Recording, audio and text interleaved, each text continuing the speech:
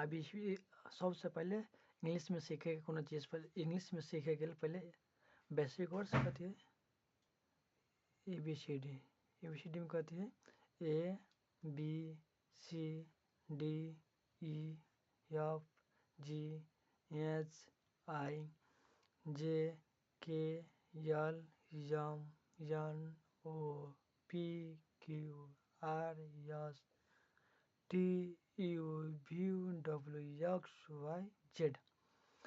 ये तो बड़का ABCD हो गए। छोटका ABCD केना पढ़ते small A small B small C small D small E small F small G small H small I small J small K small L small M small N small O small P small Q small R small S small T small U small V small W small X small Y small Z।